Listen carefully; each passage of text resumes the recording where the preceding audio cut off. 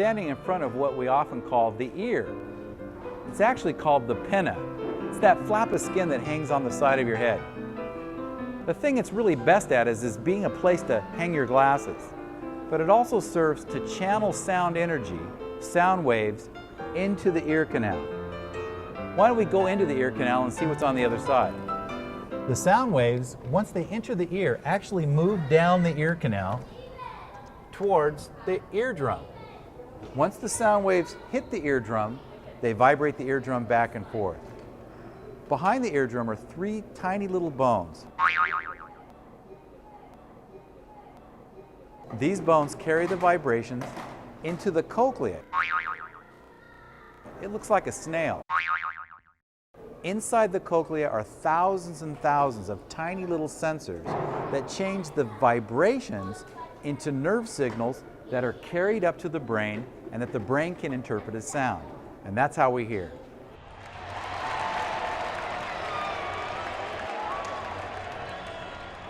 I think it's time that we move from this massive ear that we can climb into the very inner depths of the cochlea and look at these tiny microscopic structures called hair cells that are so critical to hearing.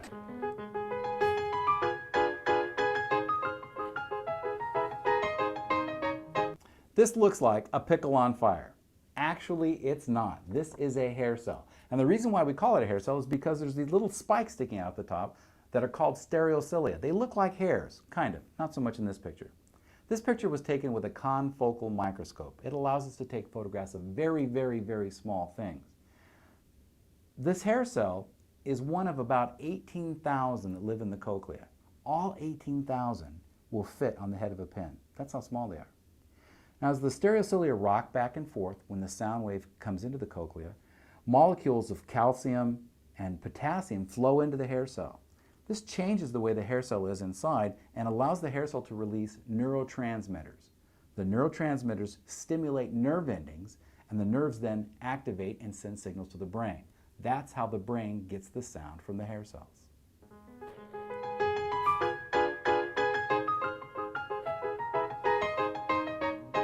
This is a close-up photograph of the stereocilia.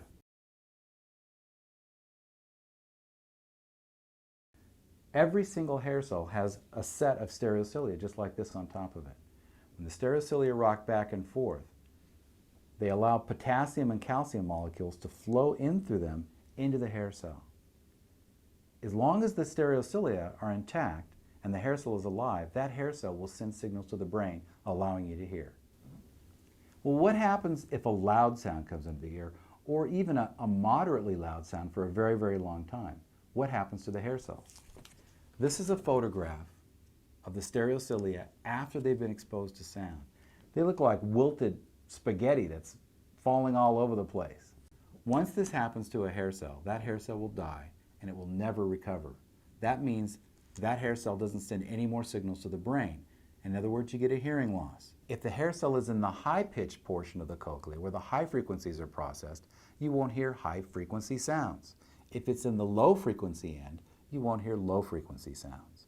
So the location in the cochlea is very important in determining the type of hearing loss you end up with.